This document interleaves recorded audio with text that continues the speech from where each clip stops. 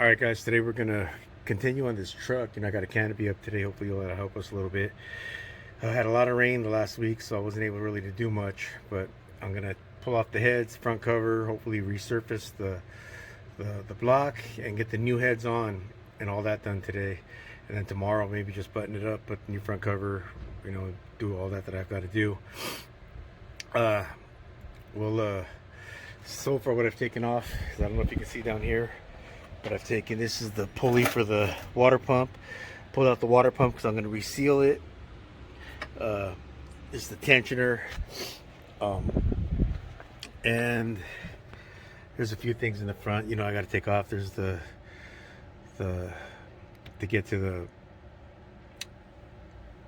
front cover gasket, but shouldn't be all that bad. I should hopefully have these heads off within the next hour or so. One of the things I definitely got to do is I have to evacuate the AC system and pull out this box so I can, the evaporative box. I'm going to also pull out the vacuum pump so I can get the box out, and that'll be out of the way. And there's 3 bolts inside the vehicle that you have to take out to get this out, but we'll get through it when I show you right now. All right, see you guys in a minute. PowerStroke shoot out. All right, guys, so to remove that evap box after you evacuate the AC, there's in the passenger compartment underneath where the passenger sits, there's 2 studs right there. They have those 2 11s on them. I took those off. You open up the glove compartment and then you squeeze right here, squeeze in so this comes out. Do the same thing on the other side. And then if you look straight back, you can see a stud. I already took off the 11. It's got the same 11. Use a long 1/4 inch extension, maybe a couple if you need them. You move over to the left a little bit and you can kind of see there's another one that I took off right there. And then there's a 3rd one that you're probably not going to be able to see. You're just going to have to feel for it. Oh, there it is right there, way in the back on the right side. There's an 11. This one you're going to need the same extension. Sometimes you're going to need to get back in there with just your hand. You're good. All right, and to take this vacuum pump off, there's a 10 right here. These are the 2 10s. I don't know if you can see them, but these are the 2 10mm nut bolts. Take one out from right there, one out from right there. There's one electrical connector on it. You pop that off, and then one vacuum line right here. It doesn't matter where you take it off. I usually split it right here. All right, stop. Go. All right, and then we want to take this. When you're getting ready to take this off, you're gonna have to move your map sensor. This is your map sensor, manifold absolute pressure. So you take this hose, obviously comes off of the intake before you, when you're taking the intake off. This map sensor has 3 mounting bolts to this evap hose. There's 3 10s. You take those off. I just put the nuts back on there so that we know where they are. This hose is out of the way. You don't even got to disconnect it. You can if you want to, but I usually just slide it out of the way because sometimes these things, this connector's all hot and tired and it bites you. That one did. So you can just move it. But now this is all out of your way. Be careful when you disconnect this line off of the AC, because even though you evacuate it, there's still sometimes some pressure. As you can see, there's a little bit of AC and it goes, right when it comes off, and some refrigerant comes out. Yes, I said refrigerant because that's the proper term. Too many people say Freon. But now what you're going to want to do is you're going to want to take off this ground strap to get this ground strap out of the way. Then you're going to want to take off this ground strap, these 2 10s, and you'll be able to pull your evap box right out. I'm going to stop the video short and I'll show you as it comes out. Go. All right, guys, one thing I forgot to mention is when you're disconnecting, you got to disconnect this AC line right here. It uses the blue quick disconnect. You pop it over these 2 lines, you squeeze it in. As you can see, the tool, it has the lip on this side, so you squeeze it in, twist it a little bit, and this line will pop out.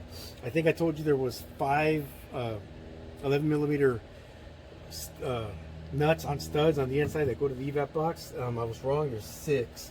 Also, make sure you disconnect your electrical from the evap box.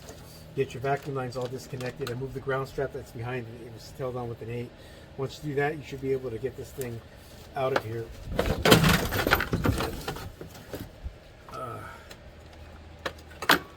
Once that's out, you can see how much access. Look at the head. Look how much access you have now. For this side especially, the rest of this will come out. You know, I can have this head off now in 20 minutes if I wanted. 15, 20 minutes. The other side's a little bit more to it, but when I take the front cover off, it's going to make it a lot easier. All right, so I'm going to next. These rockers are all held on by 10mm bolts.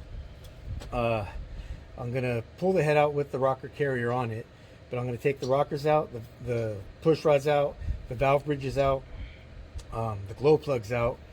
I'll show you how to take the glow plugs out. Press pause. All right, guys, check it out. Before you take the heads out, one thing you want to make sure you do is you got to disconnect the Y pipe from the exhaust manifold. And on the bottom, where I'm pointing right here, you need a ratchet with a socket, and that's a 13mm. And holding it on the top end, you need to get a 10mm wrench on the bolt on the top. And you got to do it on two sides. There's one side here and one that you can't see on the back side, and it's the same on the other side. I'll show you the other side when I get there. See you in a minute. All right, guys, check it out. What you want to do right here, this is the driver's side now. Here's the bolt that goes through the flange for the Y pipe, and then here's the exhaust. This is the 10 on top, just like the other side, and this is a 13. If you can get air on it or an impact of some kind on there, you get this up against the where it's not going to turn to hold it tight. That's how you get it out. If it breaks, that's fine. You're going to replace the hardware anyways. If you have to cut it in between the flange and the exhaust manifold. But this is a 13 and that's a 10. There's pain sometimes, but don't let them get you discouraged. There's also one on the other side that you can't see, but all you're going to have to do is get the 10 on the back of it where my hand's back here, and blindly from the inside you can see it. There's a 13 where my hand's back here, and you'll get them off. It won't be a big deal. I'll get back at you guys in a minute. PowerStroke Jude. All right, I'll see you. Stay tuned. All right, guys, that right there, that's the Y pipe to the exhaust manifold on the passenger side. I got the two studs out, or the bolts out, held on with, it's like I said earlier, it's a 10mm head on the bolt and a 13mm nut. On both sides, I had to break one side off. It was just not coming off. You could have cut it or whatever you want to do. And on this side, like you say, that flange, right in between that flange and the exhaust manifold, that's where you'd want to cut it. Same thing on the bottom. Looks the exact same way. That's the Y pipe, the next to the downpipe. But that was the only thing left to move to get this head off. On the other side, there's a 13mm connecting that heat shield to that head. Then once I get all that out, I can get it off. I'm going to take it out with this harness on. That's for the glow plugs. I'll take that out later. I'm going to move this now, move these rags. I'm going to show you that 10 right there, and there's 5 of them. Those are the last 5 bolts after you get the head bolts out. That's what's holding the head on to the block. The rockers are all held on with 10s. I'm going to pull those out. Like I said, lay them on this battery tray. You'll see that happening in a minute. I'm going to pull out the valve bridges. I'm going to pull out the push rods. And from there, I'll be able to put the bracket on and pull out the head. And that should be in the next 10 minutes or so. I'm going to set it up and let you guys watch me. See you in a minute. Go ahead. Go.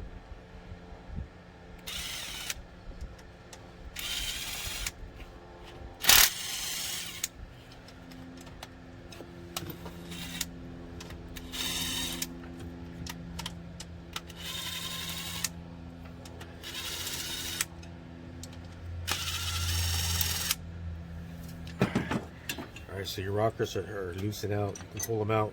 I'm going to take each one, since this is the front on the passenger side, I'm going to set this one right here. As I take the next set out, I'm going to set it right here. Next set right here. I'm going to put them up a little bit because there's not a lot of room on this much. The next set goes on the back right here, and we know that the last single one goes right here. leave a little bit of space because you got to pull out your push rods. And just lay them in order, front to back. It doesn't matter how you put them, just as long as they're front to back. You have to get all of them out.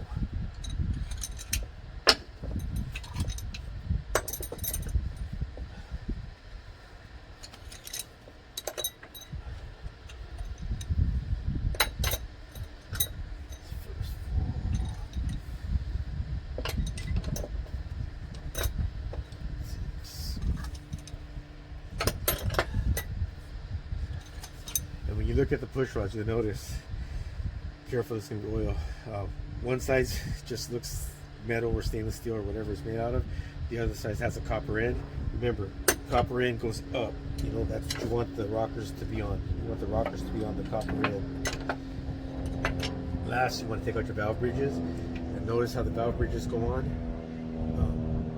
Just put them back on the same way they came off. They're going to come off one at a time.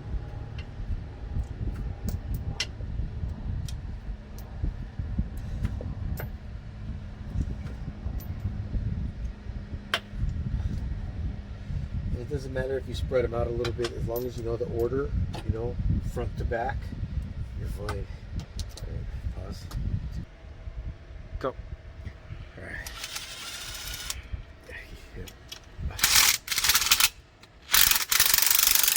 Oh, it was a little tight. I guess I need a bigger impact. 12-volt impact's not cutting it, fellas.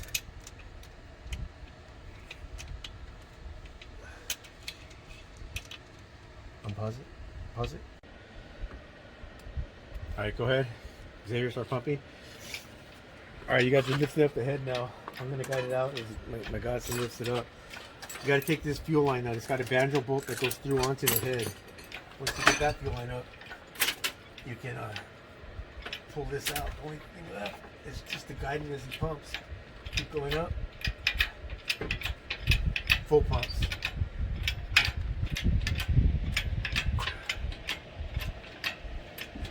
Back it out, pull it out a little bit. Sarah, keep it on the. Pull it out hard. Don't be afraid. All right, go for it. Up now. Perfect. Now just go up it until we clear it. Hope I have enough room. Oh my this little cherry picker I have is, the head's not too heavy for it. The truck might be too high for it. I hope I don't have to lift this up over the radiator and stuff as they come out. But here comes the head. And also, by draining the block, I don't have all kinds of coolant leaking out now, which is a good thing, because you don't want coolant leaking out all over the floor, and if you don't have drip pans down there. And even if you had drip pans, you'll never catch everything. All right. Thank you, dude. See, pull it up. No, keep going up. Now pull it out a little bit.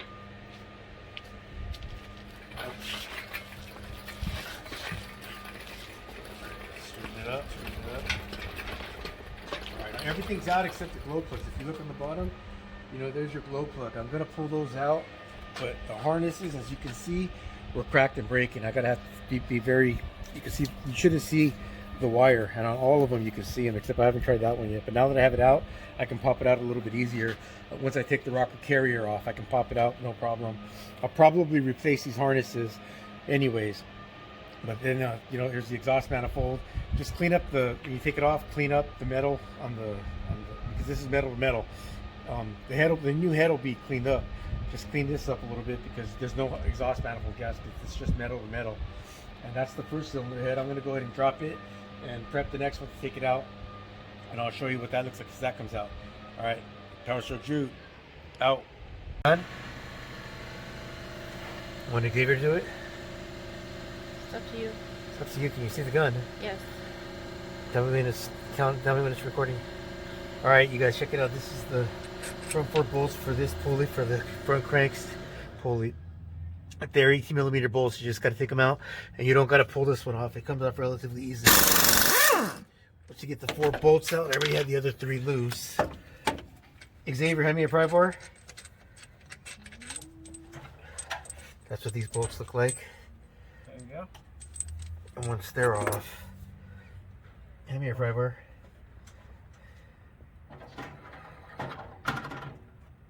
This pulley comes off relatively easy. Don't drop it. Don't drop it. It is heavy.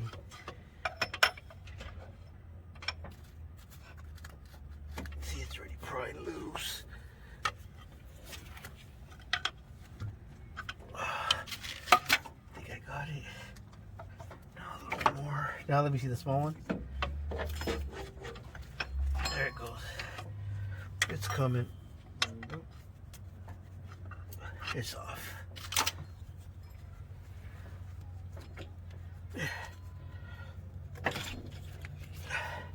Now once you have this off, your front cover is pretty much clear.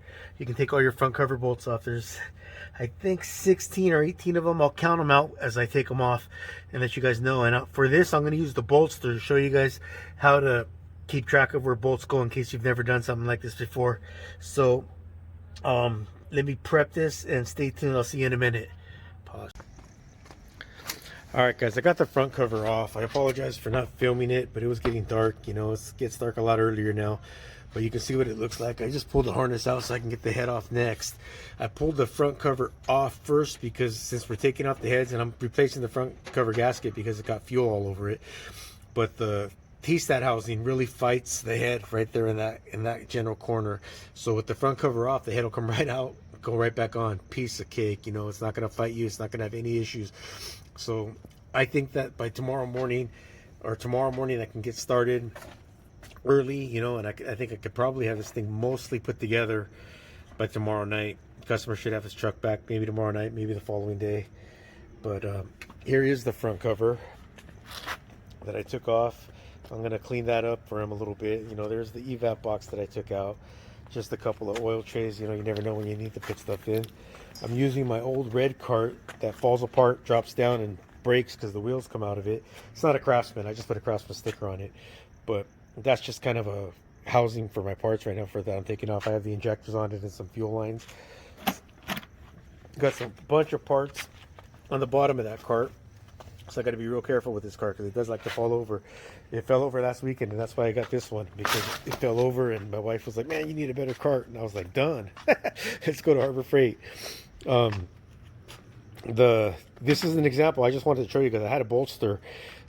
I'm pretty familiar with the pattern, the way for the bolts on this, but I just wanted to show you what you guys could do. You know, here's the front cover gasket, and it's not a perfect match, but if you look at the front cover gasket, this kind of lets you see what you got to see. You know, you got your 3 bolts right here, you got your 3 bolts right there, and it's just, you can lay them out in a pattern the way they're supposed to go. Right when I say that, the compressor kicks on, wouldn't you know it?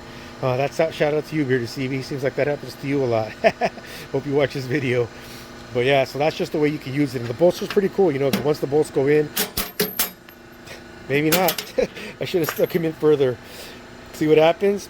But it's all right. No big deal, because I'll pick those up and I can still see the spots where they were at. So you guys will get a good laugh out of that one tomorrow. But until next time, PowerStroke Jude. I'll see you tomorrow. PowerStroke Jude out.